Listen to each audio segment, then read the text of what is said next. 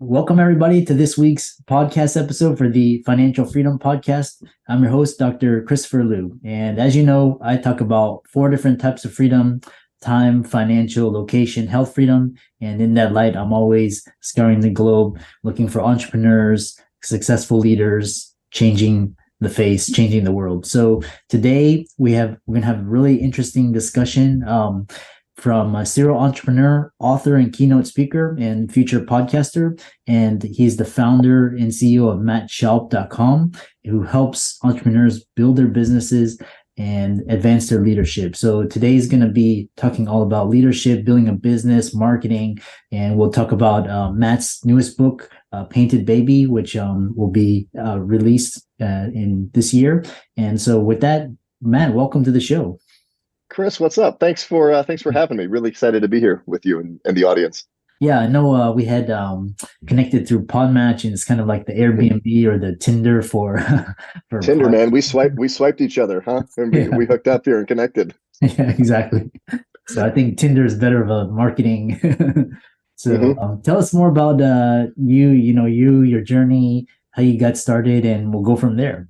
Yeah, I grew up in New Jersey and lived there till I was 10 years old. Got in a lot of trouble growing up. I didn't really fit into the sit down, shut up school system, and I got severely bullied a lot. Right, so I was really scared of life and school, and I didn't have tools just to help build my identity, right, and who I was. So family moves out to northern Colorado. This is back in the 90s when CDs, right, were replacing cassette tapes. And I asked my parents for $200 to buy a CD player, a boombox. And they're like, nope, we're not giving you money. Go figure it out. You get $4 a week to cut our grass. And that's about a year. Come back in a year, save your money. And I said, well, how about I just go borrow the lawnmower? They're like, do whatever you want. Just mow our lawn first.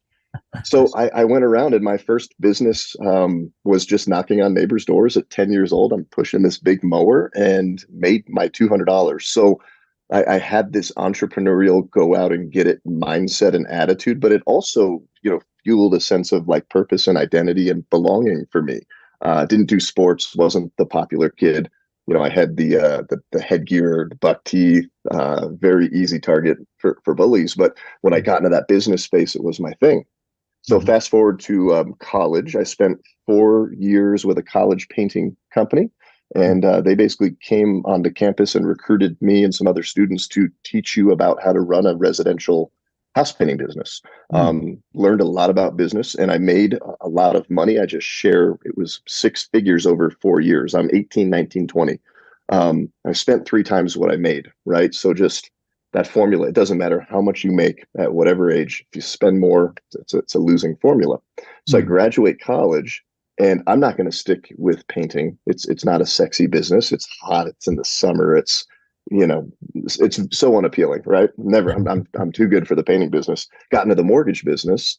We didn't get along. I ended up working at a very conservative bank where it was, show up, suit and tie, do what you're told.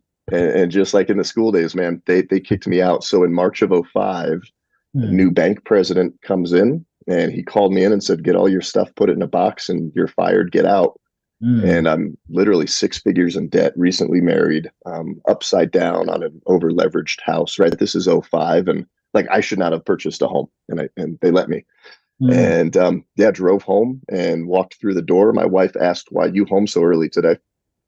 And I told her. And then she asked what I was going to do about it. And that's how I launched my first official business, right? M&E Painting. And just went out, and I put my head down for the rest of that year and just grinded it out. We did about $500,000 in business, and made a bunch of money, made some really, really good money. And now I'm sitting here with a really poor financial formula. I don't have that mindset, but I'm like, this, you can do this. And wait, I'm back in painting. This is really weird. You can actually support your family. And from there, that launched into everything else we're doing today. Yeah. Well, man, so many lessons. And as entrepreneurship's it's not for the faint of heart. It's it's ups and downs, a roller coaster. And so, but it's great that, you have this experience. And so we'll just talk kind of overarching is, some of the biggest challenges you faced in business and how you overcame them. The first challenge, I looked at the kind of X's and O's and what was right in front of me. So I said, hey, I've got to make $2,800 in 28 days. So there's that tactical challenge. Like that is to not financially drown, right? And there wasn't really any room. There's no more money. So there was that. Fortunately, I had the experience previous with college painters. I kind of call that the JV experience. Right now I'm on varsity playing the real game. So there was just that, knowing like, hey, it's on the table now. Like it's not up to the bank to cut me this check every 2 weeks. Like it's me providing. My wife was working part-time job, but I mean, what I had to pull in was to support the big ticket items. But I was 22, 23 at the time. I mean, like I had way more hair, way less forehead, and I mean, I go knock on somebody's door. I'm knocking on a homeowner's door at a $500,000 house. 22-year-old kid, like, hey, give me $4,000 and trust me. Was new to the business. A lot of the painters did not like that my company popped up and showed up. We were very aggressive with how we showed up marketing wise. So there was just a lot of that pushback. There was a lot of when I went to the paint store, they'd try to start physical fights in the parking lot, which I had a mentor tell me, hey, Matt, they're not doing that to the guys that aren't successful. So, what ended up being a struggle and a challenge and a hurdle, I'm young, I'm inexperienced, these other guys are targeting us in a way. We used those and turned those around. And it's a fragmented industry. So I think you jump into business. I wasn't thinking much further than 30 days, and then once we got our head above water, 60, 90, end of the year. So I think it was just taking it in some bite-sized chunks and not letting it overwhelm me. But yeah, just a lot of pressure. Like I had no room to fail, and I wasn't going to fail. There was no other options. Yeah. I love that. Especially young. I encourage, Gen Z and Gen Alphas coming them to like do something entrepreneurial because they're young and, really you have nothing to lose. And it's a great time. You're young and you're creative. And you've got a lot of energy.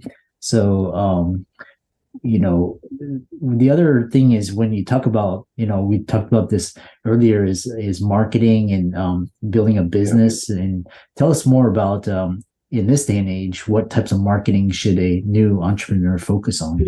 Yeah. So this day and age, totally different, right? We're in 2023. I didn't have Facebook. I had my general, like my AOL email back in 2005. And what painters were doing then, right, was fighting to pay for space in the phone book, right? So you were fighting for space in the phone book.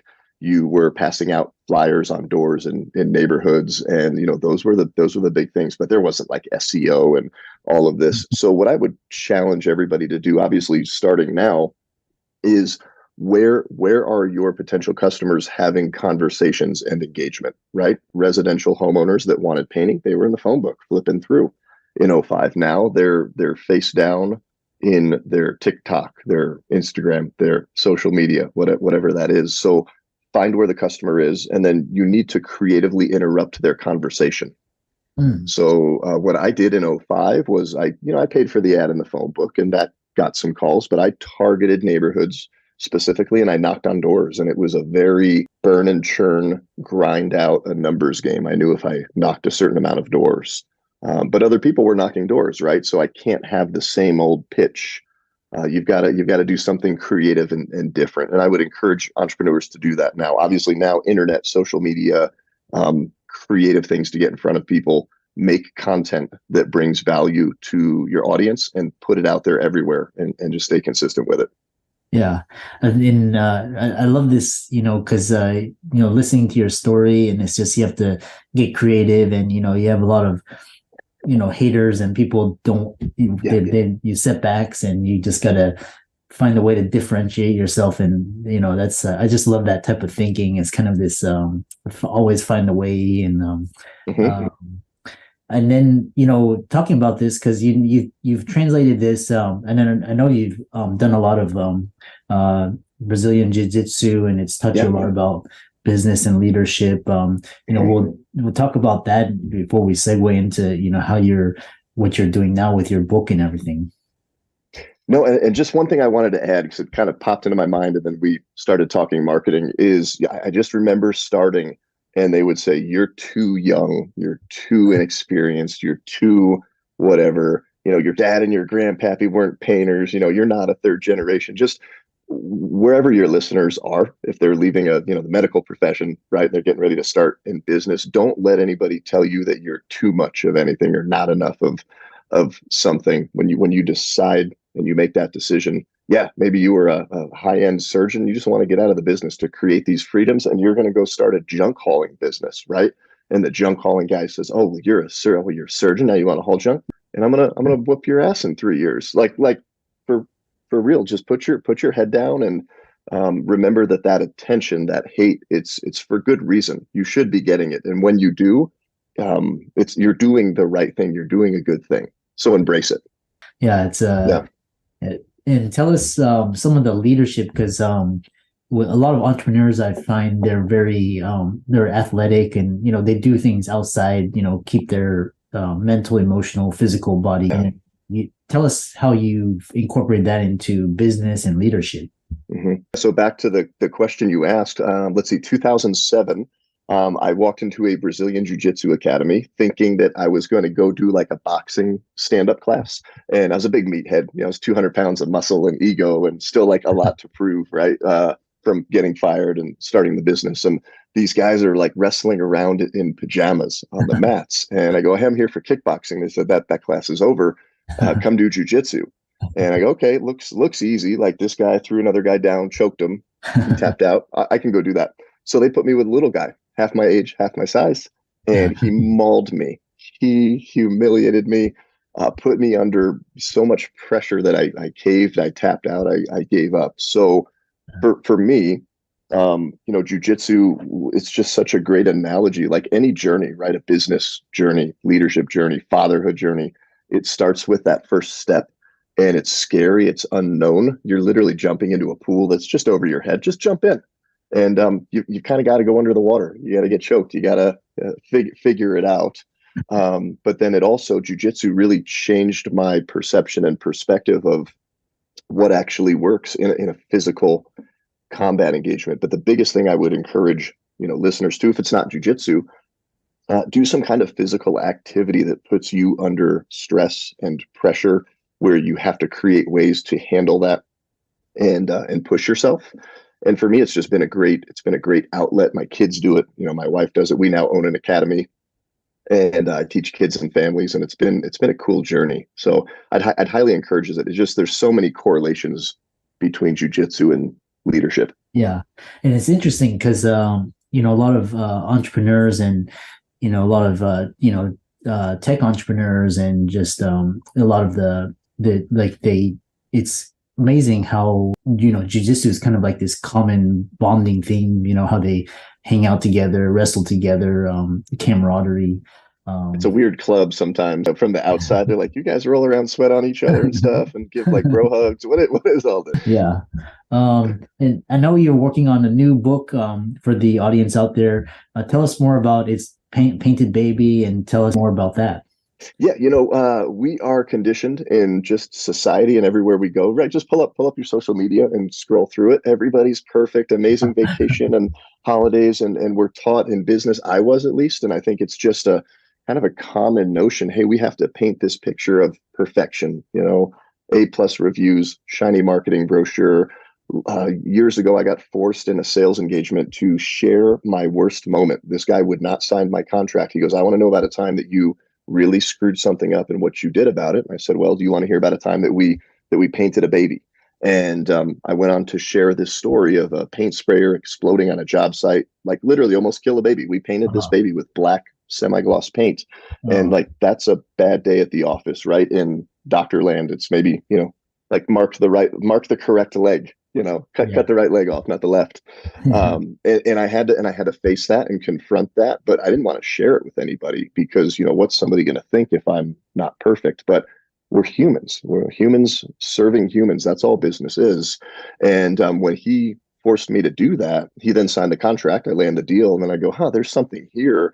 And it just led me on this journey of, what happened there within that human engagement. And I created a framework. It's 6 C's of brave and vulnerable storytelling. So I just take take readers through why they need to consider sharing some of their dirty laundry in business, and that you will actually get ahead and build deeper trust. And I don't just say that as a soundbite and then show the baby and like walk away. Like that's how a lot of books are. I actually break down a framework within the book to teach you how to capture and craft and communicate your painted baby story, Yeah. whether it's personal and that leads into business, or it's just a straight business things. And then I went out and interviewed some really amazing entrepreneurs that have some really wild stories that they've really owned and leaned into, and it's defined them. Yeah. It's interesting because the more I talk to the really like hundreds of millions entrepreneurs, people changing the world, it's amazing. Their failures, actually, some of them are huge failures, like they really effed up and or did see, and it's like the more successful you are, I think the more failures you have. So yeah, and I heard a really cool quote that a successful, winning, positive person, they are celebrating on top of a pile of their failures, and these defeated, pessimistic, nothing goes my way, they're laying underneath them. Everybody has them, right? And it's like, are you going to learn from it and climb on top of it and use those lessons to teach other people? And it's all about perspective. But yeah, like we've screwed things up. We painted the wrong house once. So part of sharing the painted baby story is like we've had some mistakes, and it teaches you lessons. And that's when a business gets to show up. Like you can say you have integrity and you're honest and whatever, but if that's never tested or put on the line, then you really can't show it. So yeah, it's all about showing everything, not just one thing, and kind of, and it allows the audience to connect with you and kind of relate to you, and they'll be like, oh, I went through that, and it's possible. And you're also gonna working on a podcast as well from talking to you, and tell us more about that.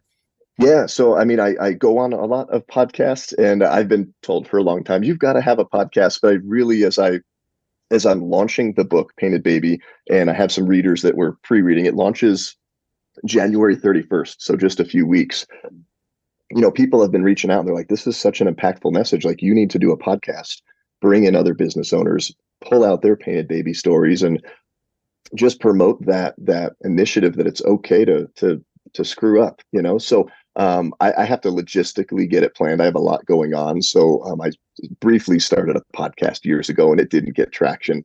And I know where my pull off and squirrel moments can be. So yeah, I'm planning this year, before 2023 is over, we'll launch it. It's going to be done right. It's going to be high quality. We're going to have a great time. So I'll let you know, and I want you to come on it. Definitely, and I'd be happy to. And this been a really great conversation. We'll kind of I like to close in these kind of inspirational, or kind of tell us about business and leadership advice to your 20-year-old self. Man, I would say, Matt, like, slow down. First, you're good enough. You don't have to prove anything to anybody. I really was working out of this sense of not having approval, right? So like, you're good enough. Congratulations. You've already made it so far just by starting a business. Things are going to take longer than you think. So just slow it down, be patient. You're going to have a lot of steps back as you step forward. And then I would have told myself earlier, people over profit. Yeah, if you pour into people, the profits will come. I focused way too long and way too much on P&Ls and numbers, and they're important, but it was at the expense of certain times people and relationships and pouring into them. So I would say, hey, you're doing a good job. Just slow it down, focus on the people, and seek help. Seek help from people that have been there and done that. And then when you get to a certain level, go contribute back to the community that helped support you. I'm a big believer in, somebody pours into you, you're overflowing, you've got to go pour that into somebody else. You can't keep that all in. Yeah, there's a great saying, the more you're given, the more is expected, to give out and mentor and help and make impact. So how can people follow you, contact you, check out your book, get on the waiting list, and all your socials? So mattshoup.com. If you just go to my website, I've got a sign up for free tools So, and I do a weekly blog and I send out email. I'm actually doing an adventure, a leadership hike to northern Spain later this year. So that's all on there. But yeah, the book, all the info on the book will be there. And then I do something in the morning. I'm a Spanish coffee addict. So every morning on all my social media platforms, I do something called Morning Coffee with Matt. It's just a concise life leadership business lesson in less than a minute. And it's all there on the website. Yeah. And I know for the audience, Matt has this passion for Spain. Be sure to check out his resources, his website. He's on LinkedIn, YouTube, TikTok, Twitter, as well as check out his website, mattshoup.com. He's got free tools there, and be sure to get on his waiting list for his book as well. And what a great conversation. And thanks for coming onto the podcast. Thanks, Chris. I appreciate it.